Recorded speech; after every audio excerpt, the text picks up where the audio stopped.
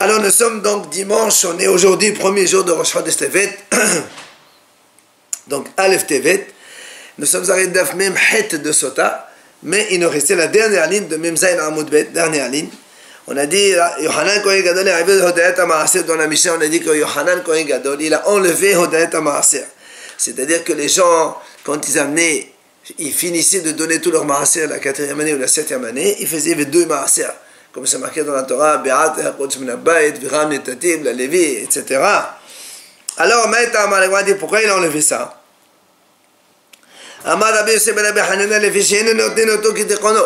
Parce qu'on ne le donne pas comme cela convient.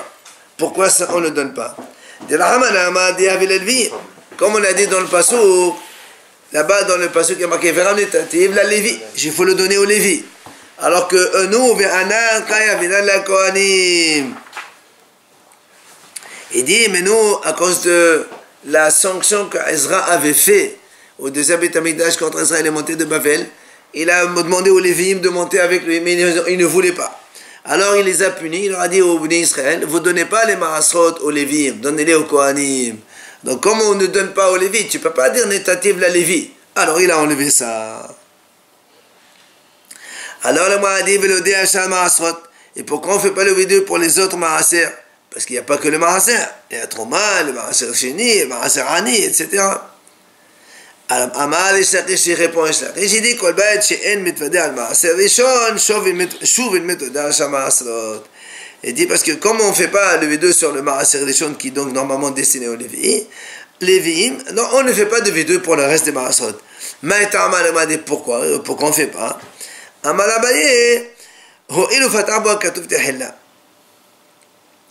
Puisque la Torah elle a commencé par ça, le passage qui dit Veram Netatim la Lévi, la Yatom et la Almana, d'abord Lévi en premier. Alors comme le premier tu ne le fais pas, alors tu ne peux pas dire la suite.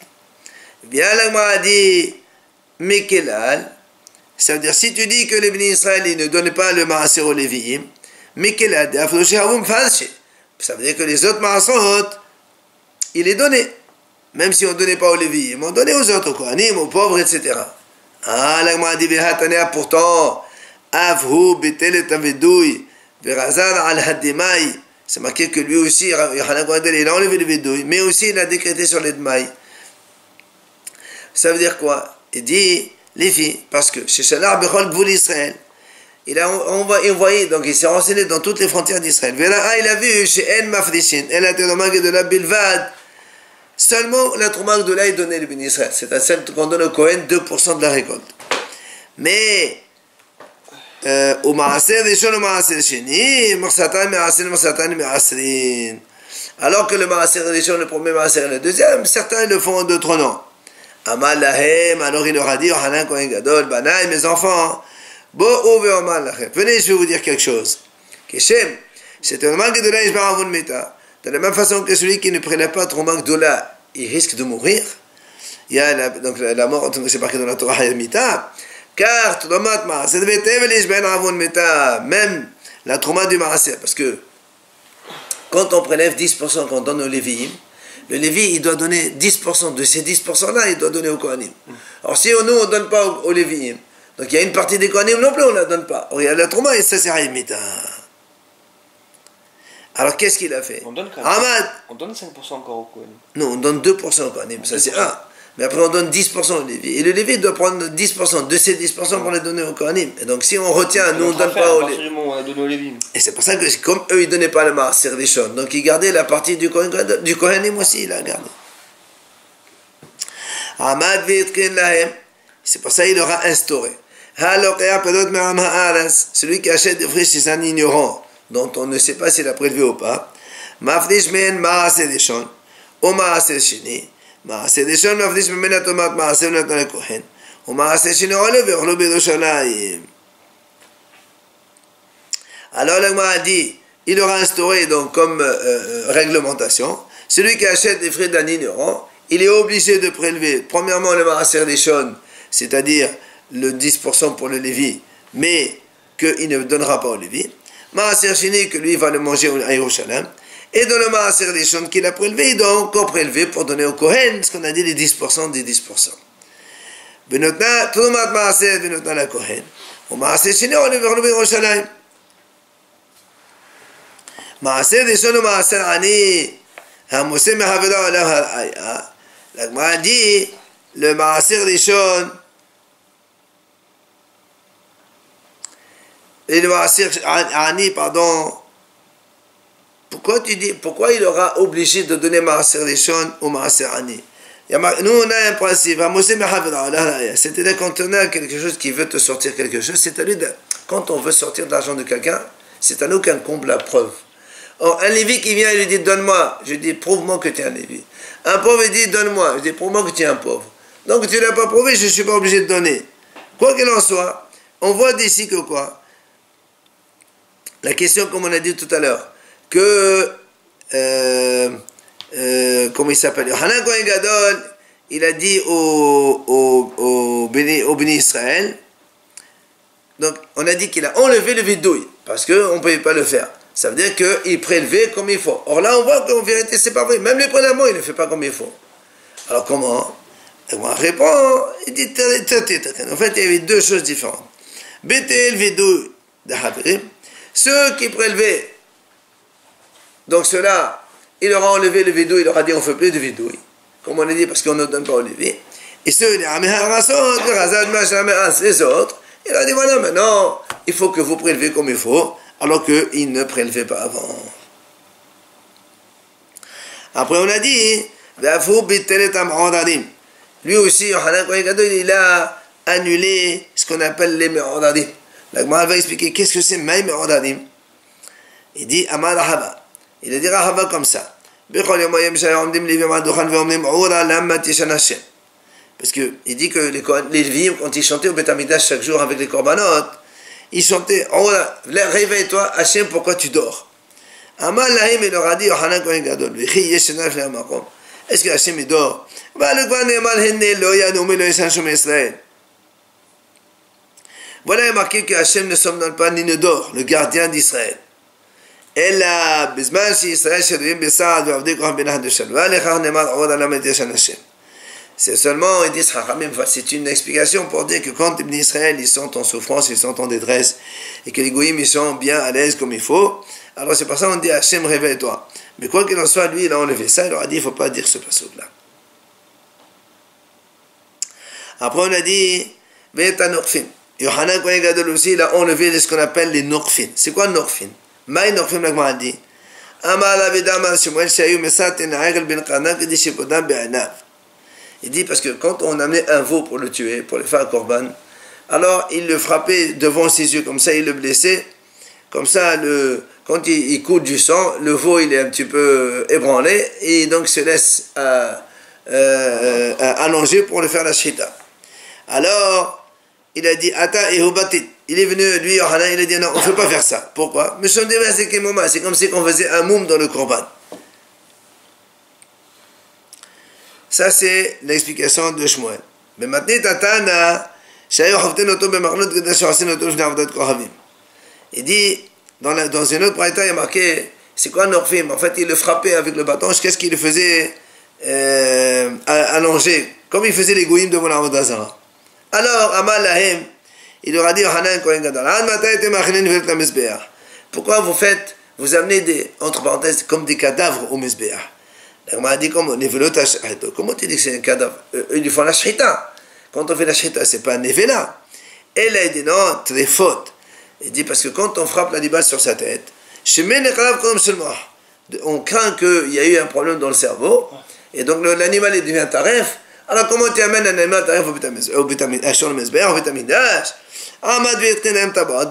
Qu'est-ce qu'il a fait? Donc c'est lui qui a instauré de mettre des anneaux sur le sol du Betamikdash, des anneaux dans lesquels on faisait rentrer la tête de l'animal et on peut faire la shrita tranquille. Voilà, on le bloque avec ça. On a vu dans la Mishnah, on dit que jusqu'à son époque, les forgerons, ils pouvaient taper avec le marteau à Hol HaMoed, alors que normalement, Hol HaMoed, c'est la chose de travailler. Mais comme il y a certaines choses qu'on a le droit de faire, notamment d'aval ha'aved, quand il y a perte de capital, c'est motard. Or, eux, ils faisaient ça.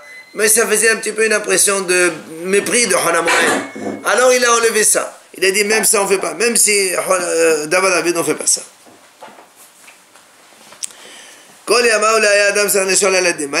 Donc on a déjà expliqué ça, qu'on n'a pas besoin d'expliquer pour le demain, puisque tout le monde devait faire le maaser quand on achetait chez les ignorants. Matiti nouvelle Mishnah. Meshibat la Sanhedrin batel hashir mebet amishtaot. Shenemad bashir lo yishto yain vegomer. Dès que le grand tribunal de Bet Amikdash il a été donc annulé, à partir de cet instant, on a enlevé les chants dans les festivités. C'est-à-dire les gens n'avaient plus le droit de chanter. Comme le pasuk dit, Bashir le Ishtoyain, on n'a pas le droit de faire donc de boire du vin et de chanter en même temps. Dès que les premiers prophètes sont niftar, il n'y avait plus Orim Bitomim, ça veut dire qu'on n'avait plus contact avec Hachem comme on avait avec le pectoral du Kohen Gadol, bien sûr. Mais dès que le Bet Amikdash fut détruit, Batel Hashamir venofet Sofim. Donc Batel Hashamir, le Shamir c'est ce fameux petit verre qui peut briser les pierres et les verres, parce que donc pour construire le Bet Amikdash, on avait besoin, on n'avait pas le droit de faire passer du métal, donc une scie métallique ou un marteau, un truc comme ça. Alors on avait le verre pour couper ça. Donc à partir de la destruction du Bet Amikdash, il n'y avait plus le Shamir. Il n'y avait plus non plus Venofet Sofim. La Gemara va expliquer ce que c'est ce Nofet Sofim. Au face quand Shamanam Israël, et les hommes de confiance, il n'y en avait plus en Israël. Comme le pasuk dit, sauve-nous Hachem, il n'y a plus de Hasid. Là-bas,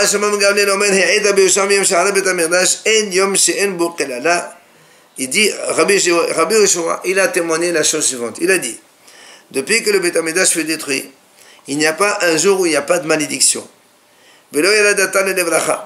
Et la rosée ne tombe pas pour la bénédiction. Et le vrai goût des fruits, il est enlevé. On n'a plus aujourd'hui le vrai goût du fruit. On parle du deuxième? Bien sûr. Rabbi aussi Omer Afnetal Shuman Apirot. Rabbi aussi dit même la graisse des fruits. C'est-à-dire avant on avait des fruits de qualité. Là maintenant ils sont rien, superficiels. Rabbi Shimon ben Azar Omer Hatahora Natla et Adéa. Il dit que la pureté qu'il y avait en Israël avant, maintenant elle n'y est plus, du coup on n'a plus la vraie odeur, le vrai goût, odeur des choses.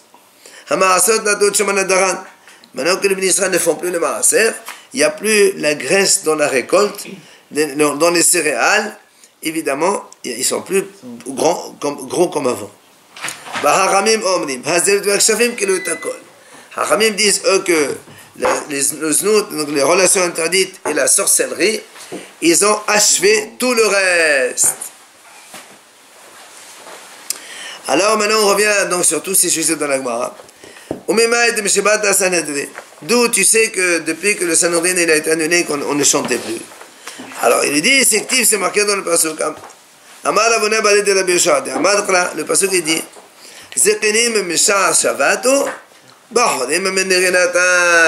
à partir du moment où il n'y a plus Zekenim Mishar, donc les Zekenim c'est les sages du grand tribunal d'Israël, Mishar dans le tribunal, Shabbat il n'y en avait plus, alors les jeunes ils ne chantaient plus.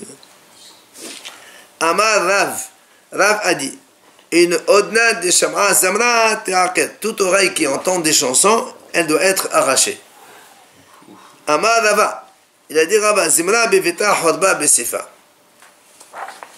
Quand il y a des chansons dans une maison, ça veut dire qu'il y aura hodba, c'est-à-dire donc la destruction besefa à l'entrée de la maison. Shneemar, Kol Yeshored Bahalon. Le pasuk qui dit Kol Yeshored Bahalon, Horeb Basaf, Ke'aza Aira. C'est-à-dire, Kol Yeshored Bahalon, quand il y a la chanson dans la fenêtre, Horeb Basaf, il y a la description dans l'entrée de la maison. Quel genre de chanson? Toutes les chansons. Il ne faut pas oublier qu'on a dit la dernière fois, Chachamim ont aujourd'hui autorisé de faire des chants pendant les mariages ou tout ça comme ça. Mais s'il n'y a pas de mitzvah dans l'écoute, bon, aujourd'hui on dit que les gens ils ont besoin de ça pour être plus en forme, pour étudier la Torah, d'accord? C'est dans ce but seulement que c'est permis d'écouter les chansons, sinon c'est assaut. Alors, il m'a dit que c'est quoi cette phrase-là? Est-ce que une maison qui est faite avec des bois de cèdre, c'est une ville? Pourquoi on dit Aïra? Il dit non, c'est-à-dire que même les maisons qui sont solides avec le bois de cèdre, il va flancher, il risque de tomber. Il a dit, on apprend de la quand la destruction d'une maison elle commence toujours par l'entrée de la maison. Ou bien, je te donne une autre réponse, mais un autre pasouk, où il y a yukat sha'ar. Amar Mohd Baravasi. Il a dit Mohd Baravasi, il dit Hazili, Omanagah Ketora. Il dit, moi, cette destruction qui arrive, elle me paraît comme, il a dit, celui qui détruit la maison, c'est une sorte de démon. Il a dit, celui-là, il est comme un taureau qui vient encorner. Amaravuna, il vient Ravuna, il dit par contre, Zemna denagde ou dvakre shari, degadai asir. Il dit Ravuna, il dit dans les chants qu'on chantait, denagde, c'est-à-dire ceux qui, avant pour aller en bateau, il fallait ramer. Alors les rameurs, ils chantent pour s'encourager, il dit ça c'est motard. Ou encore de bakre, c'est-à-dire ceux qui labouraient et que les taureaux, au rythme du chant, ils avançaient, ça c'est motard. Par contre, ceux des gardailles, c'est-à-dire ceux des tisserands, il est sourd, parce que là, donc, c'est pas nécessaire. Ravuna batil zemra. Ravuna, il a interdit les chants. À son époque, il a interdit les chants. Alors, l'Agma a dit, grâce à cela, c'est-à-dire, il y avait l'abondance dans le monde, tu pouvais prendre 100 canards pour un zouz et 100 mesures de blé pour un zouz, et même tu n'as pas d'acheteur, tellement il y avait l'abondance. Par contre, il dit, Ata Rav Hazda, Zezilbe. Il est venu à Rav Hazda, il dit, non, c'est pas grave, vous pouvez chanter, il n'y a pas de problème. On cherchait un canard pour un zouz et on ne trouvait pas. En fait, quand il y a des chansons, il y a la pauvreté qui vient derrière. Amar Rav Yosef. Quand les hommes chantent et les femmes répondent derrière, c'est prisut, c'est-à-dire c'est de l'indécence. Quand maintenant le contraire, c'est les femmes qui chantent et les hommes répondent derrière, ça c'est comme du feu. Alors si tous les deux c'est mauvais, alors qu'est-ce que ça change? Il dit non, c'est-à-dire si on n'a pas les moyens de tout enlever, alors il vaut mieux enlever le deuxième cas. Parce que quand une femme chante, l'homme il écoute, donc il fait attention à ce qu'elle chante, et ça c'est assourd. Un homme il n'a pas le droit d'écouter le chant des femmes, alors que quand c'est les hommes qui chantent et les femmes répondent derrière, ça c'est pas un problème. Enfin, c'est moins mal, on va dire comme ça.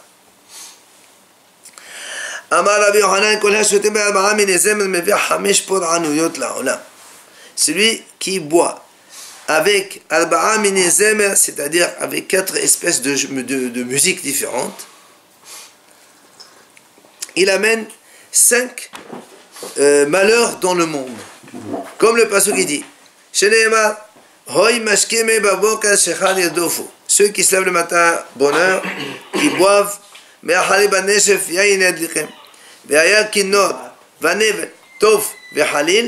y a 4 donc chants différents, 4 instruments différents. Et tout ça, donc ils font de la fête avec tout ça. Ceux qui écoutent ces 4 instruments de musique, qu'est-ce qu'ils vont entraîner? Il y a l'exil. Donc c'est ça l'exil. Ils amènent aussi la famine dans le monde.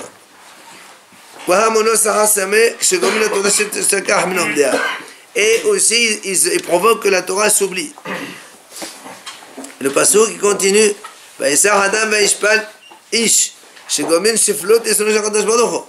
ils disent qu'à cause de ça, ils vont entraîner que les bénis Israël ils sont bas et Haz Shalom que Hachem aussi. Enfin, le cinquième drame qu'il ramène,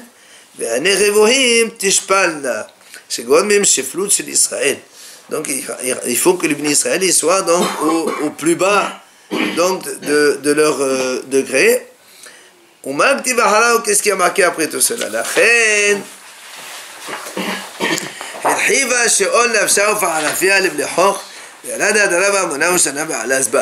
Du coup, évidemment, la tombe et l'enfer, ils ouvrent grand leur bouche pour prendre tout ce monde-là, puisque tous ces gens-là, ils vont tomber dans l'enfer. Après, on a dit, on a dit qu'ils sont morts les premiers prophètes. Dans la mission, on a dit, il n'y a plus Orim et Tomim, c'est-à-dire le pectoral n'existe plus. On ne pouvait plus communiquer avec Hachem. Alors, la a dit, Man Nevi Marishanim, c'est que les premiers prophètes. Amar Avuna, c'est David ou Shmuel ou Shlomo. David, Shmuel et Shlomo. Rahman Amar, Bimé David Zemlin Salir, Zemlin Salir. Il dit non, même à l'époque de David, des fois, les Orim et Tomim, ça marchait, et des fois, eh ben, ils ne répondaient pas. Chez Hali, la preuve. Chez Al Sadok Ve'atalo. Chez Al Ve'atalo Ve'atalo. On voit que, une fois, il a demandé à Sadok de demander une question à Hachem, ça a marché. Et quand il a demandé à Aviatar, ça n'a pas marché. Comme d'ailleurs le pasuk dit, Vaya Aviatar. Vaya Aviatar, c'est-à-dire, il s'est enlevé parce qu'il n'y avait plus de réponse. Metiv là-bas, Bal Shemuel, Vahi le Dosh Elohim. Et pourtant, voilà, il est marqué à l'époque de Zecharia, il y avait aussi les Drosh Elohim, on pouvait demander une question à Hachem, Maïla ou Beodim Betomim, n'est-ce pas qu'avec le pectoral? Il dit non, là, Ban Nevi'im, c'est par des prophètes et non pas par le pectoral. Da'ashema Meshara Betamikdash Shadeshon, Batlo Alim Rash Ufasro Odim Betomim. Il dit depuis que le premier Beth Amidash a été détruit, il n'y avait plus d'Arem Mirlash. Arem Mirlash, c'était les villes qu'on destinait aux Lévi'im, autour des villes d'Israël. Au Fasar Odim Betomim, il n'y avait plus de Orim Otomim, donc on a dit le pectoral. Au Fasar Melech David, et le royaume de la lignée de David, il s'est arrêté. Non. Vim Nahashcha Adam Lomar. Et si tu vas me objecter, tu vas me dire, mais pourtant, voilà le pasuk qui dit,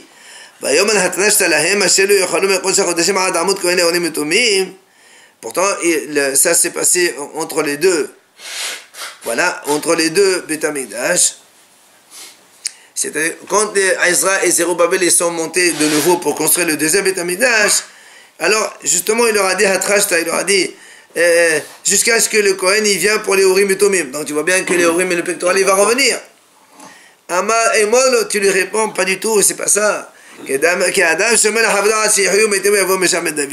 C'est comme aujourd'hui les gens ils disent je cache que le Mashiach arrive. Ils désespèrent. Là-bas aussi ça veut dire qu'il n'y a plus de Urim et Tomim non plus.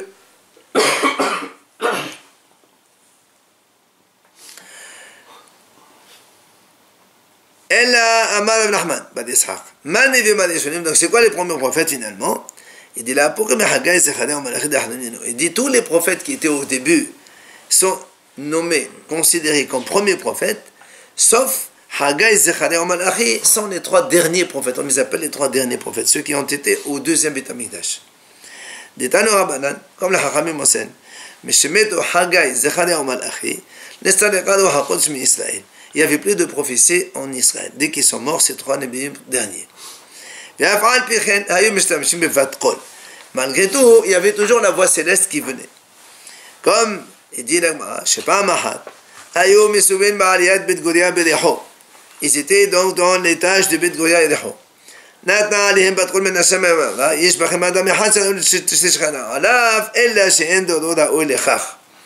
y avait une fois les Hachamim, ils étaient là-bas.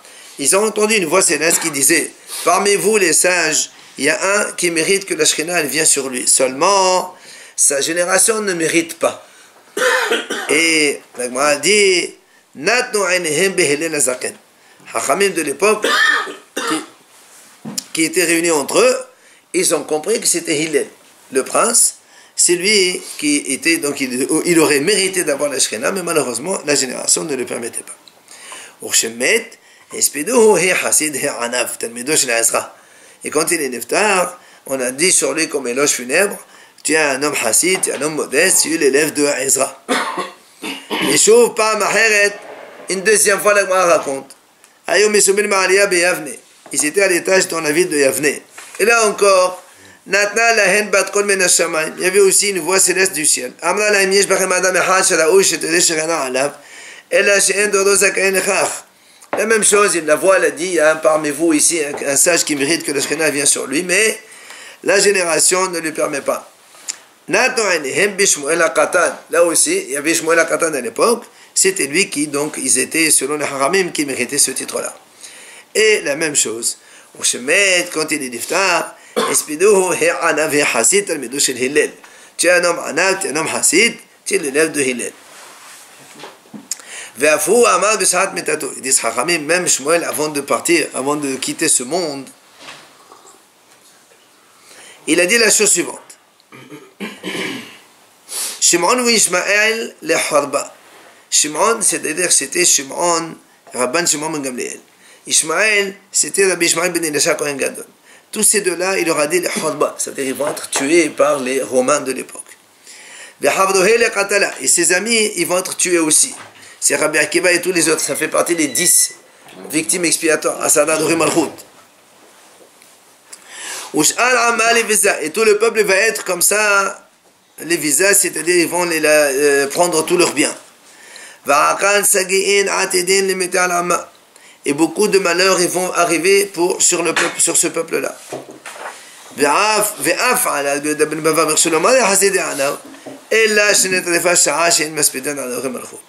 Il dit même à propos de Rabbi Yehuda, Ben Bava, lui aussi, il était un homme très pieux et très chassid, et on voulait faire la même chose, dire les mêmes éloges funèbres, seulement à cause des goyim, il ne le permettait pas de faire des hespédim, alors on n'a pas dit cela. Après on a dit, il n'y avait plus le Shamir. Tano Rabban al-Haramim enseigne. Shamir, Shebo Bana Shemot Bet HaMikdash. Donc c'est ce fameux petit verre avec lequel Shlomo il a construit le Bet HaMikdash. Shneema. והבית בהבן אותו אבן שלמה מסע נבנה. הדבנים ככתבן דבני רבי יהודה. Comme on a dit donc, c'était tous les Beit HaMikdash quand Shlomo HaMelech il a construit. Masar Nevne, c'était tel quel, tel les pierres qu'on les a pris de la montagne, on les a amenés. On les a pas coupés. C'était déjà prête? Non, même s'il fallait, lui il a dit pour l'instant, il dit comme ça. Oui. Alors, Amalo da Ben Hamia v'chi ifshal lomar ken. Il dit comment tu peux dire une telle chose? Pourtant on a vu dans un autre passage qui a marqué Kol ele avanim michalot v'romen meronadot b'mirla. Toutes ces belles pierres-là, ces pierres précieuses, elles ont été coupées par la non, Megera c'est la scie. Ah, imken matamodman nishba be'bayt be'banoto. Comment tu dis alors que les pierres de Beit HaMikdash n'ont pas donc eu du métal sur eux? Il dit non, shaya matrin b'choz marnis b'fnim. Il faisait ça en dehors du Beit HaMikdash. Après, il rentrait cela dans l'intérieur du Beit HaMikdash. On a le droit de les couper avec la scie avant. Alors, Amar Rabbi, il dit non. Il dit Rabbi Yehuda, ce qu'il a dit, c'est Be'avnei Mirdash. Les pierres de Beit HaMikdash, ceux-là, on ne les a pas coupées. Mais ce qu'il a dit après qu'on coupait avec la pierre à l'extérieur et on faisait rentrer, Be'avnei Beto, c'était les pierres pour construire le palais du roi Shlomo. Là, il a fait comme ça. Non, je ne suis pas le Shamir. Ah, justement, Rabbi Nehemiah, Shamir les Maïtal. Alors, dire, qu'est-ce qu'il y a, alors quoi il sert le Shamir selon toi? Il dit, mais allez lire Tétania, Banim Halalu, en Kodvin Otam, Bidio, Mesham Shenemat, Petuheh Otam, Ve'in Mesatem Alem, Be'izmem, Mesham Shenemat, Bemelo Otam. Il dit, en fait, le Shamir, selon Rabbi Nehemiah, il ne servait pas pour les pierres de construction. Il servait pour les pierres que le Kohen avait sur ses épaulettes. Oui. Non, les pierres de Ephod et du Hoshen, c'est ça, que là-bas il était gravé les noms d'Ibn Israël, les prénoms des Shvatim, et comme il dit ici, on n'écrivait pas avec de l'encre, parce que Petuheh Hotam, c'est marqué, c'est gravé. Et on n'a pas le droit de mettre donc le métal, Izmin, la scie pour graver dedans, parce que Shinema Bemelo Hotam. Et là, comment il fait? Quand il écrit avec de l'encre, il fait la forme.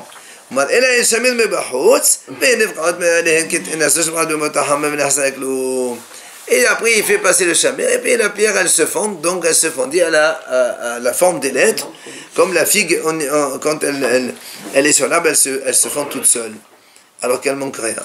La même chose. comme donc la terre, quand dans la pluie il pleut, après ça sèche un peu, tu vois un peu des fentes dans la terre.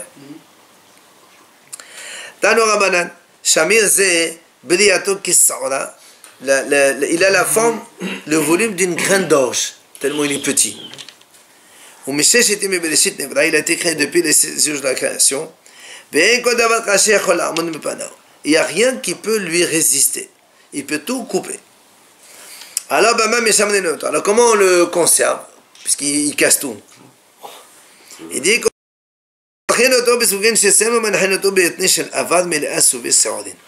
il dit on le met dans de la laine, après on le pose dans avar, c'est-à-dire une caisse de plomb. Avar, c'est le plomb, c'est ça. Qu'on met là-bas plein d'orge à côté, donc des branches d'orge, et là-bas il se conserve et il ne casse pas. Amar Rabbi Ami, Meshahara Birdash Leshon, Batla Shera Franda ou Sochet Levana.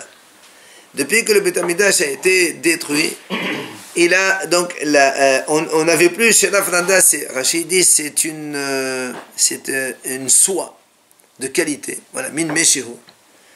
Ou Sochet Levana, on n'avait plus du verre blanc. Il n'y avait plus non plus des chars en métal. Il n'y avait plus un fameux vin qui était gelé comme les figues sèches qui venaient de la ville de Chénir. Après on a dit il n'y avait plus Nofet Sofim. Qu'est-ce que ça veut dire Nofet Sofim? Maï Nofet Sofim. Amar Solet Shesafa al Gaben Afa Wedoma le Asa Shenolosha Bedvash Veshemen. Il dit en fait c'est lorsque quand on tamisait la farine, oui, elle était tellement grasse qu'elle se collait sur les parois du tamis, tellement c'était gras. La récolte, la production, elle était très bonne, de très bonne qualité. C'est ça, il dit Nofet Sofi. Et Lévi a mal, c'était quelqu'un qui a barreau de Tano, de Torah de Baot, Hachemaron de Nazo. Lévi, il dit, lui, non. Il dit, quand on mettait du pain dans le four pour faire cuire, les fours d'avant, ils étaient comme ça, verticaux. On mettait un pain de ce côté, un pain de ce côté. Ils gonflaient tellement qu'ils se touchaient après tous les deux l'un contre l'autre. Oui.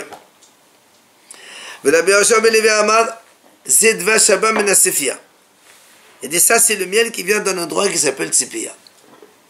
C'est quoi Tzipia? Il dit, c'est des grosses montagnes avec lesquelles on peut voir de loin. Mais Mashma, d'où tu sais que c'est ça? Il dit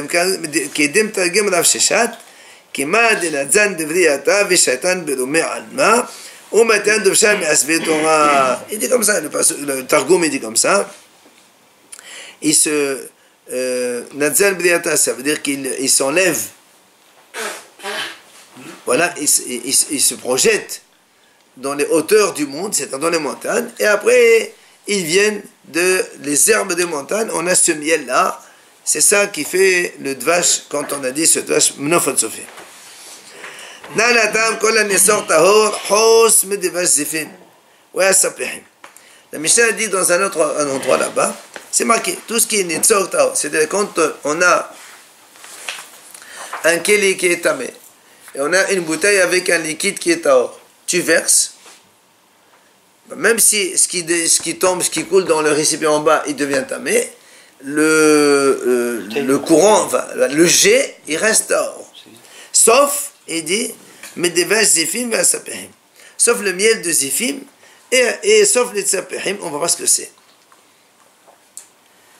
La Gemara dit, maï zifim, c'est quoi zifim? Amar Rabbi Yochanan, vashim zifim bo. Il dit, c'est un miel qui est comme ça, donc il est mélangé avec de l'eau et du vin. Il est tellement épais que quand on le verse, alors il y a contact et du coup quand c'est tamé en bas, c'est tamé en haut. Parce que c'est épais là, le produit. Donc Rabbi Ashlakish lui dit, on appelle Zifim parce qu'il vient d'un endroit qui s'appelle Zif. Comme on a vu d'ailleurs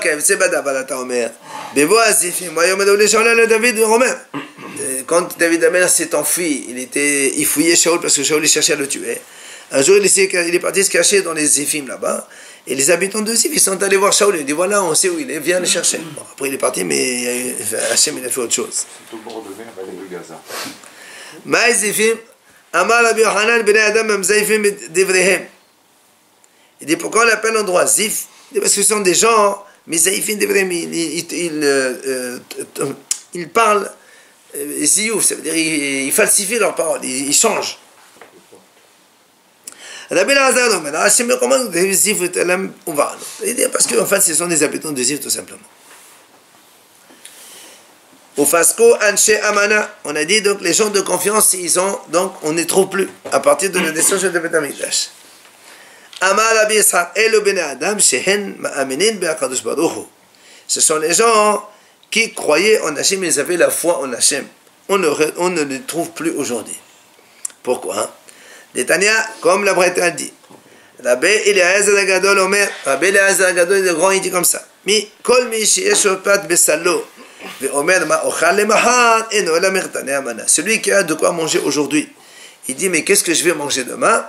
Celui-là s'appelle quelqu'un qui n'a pas la foi en Hachem. C'est ce qu'il a dit à Rabbi Elazar.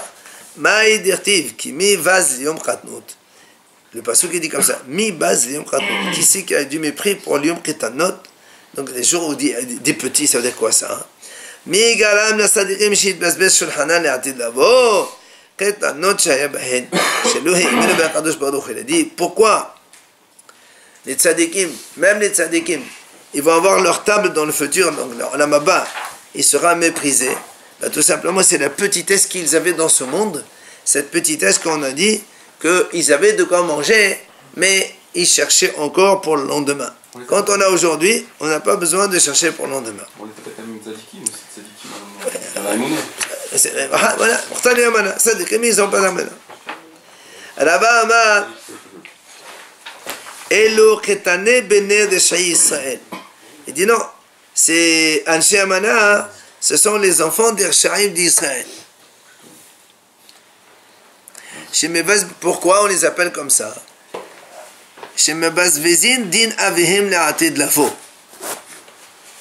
Que ils vont annuler le jugement de leur père dans le temps futur. Pourquoi? Quand ils sont morts comme ça à petit âge, ils vont dire à Hachem,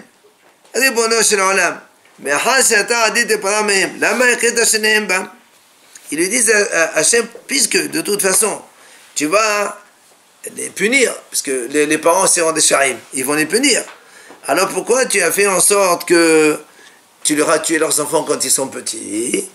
Ils parlent de cela.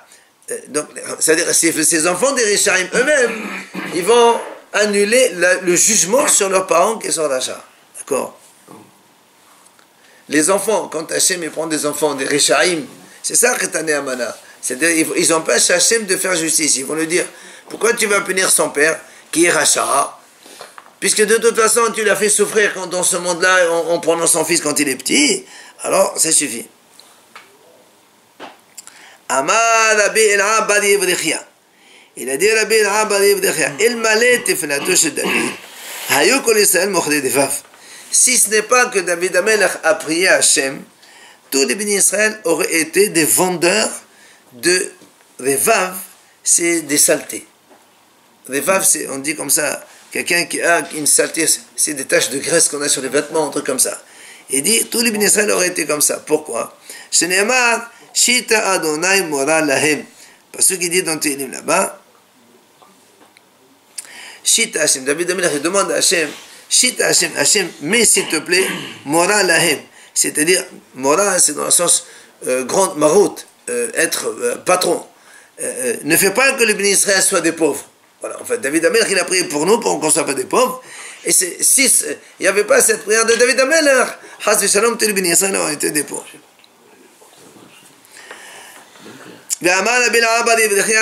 Toujours Rabbi El'am bar Yevrichia, il a dit, El malé tefelato shel Habakkuk, hayu shni talmidei chachamim tkassim et alet achat ve'oschem haTorah. Si ce n'est pas la prière de Habakkuk, le prophète, il y aurait eu deux élèves, deux talmidei chachamim qui se couvraient avec un seul vêtement et ils étudieraient la Torah. Shene'emar, comme le pasuk dit, ça veut dire par pauvreté. Il a dit à Habakkuk, Adonai shamati shemacha yarit Adonai, pa'olcha bekedef shanim hayehu. Al tira birkat shanim ela birkiruf shnaim. C'est-à-dire, dit Hachem, il dit comme ça. Enfin, le prophète, il dit, Shamati Shemacha, donc j'ai entendu, arrêtez Hachem, j'ai peur de toi. Parolcha, birkat shanim hayev. Fais en sorte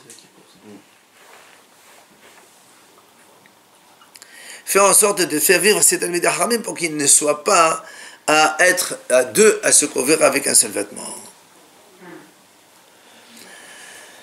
Ve'amar Rabbi Abba Livrecha, toujours le même, Shnei Talmidei Chachamim hame'alchin baderech ve'en venehen devrei Torah re'uyin le'isaref ba'esh. Si deux Talmidei Chachamim marchent dans la route et ils ne parlent pas des vrais Torah entre eux, ils méritent d'être brûlés par le feu. Pourquoi? Comme le pasuk qui dit chez Nehemar,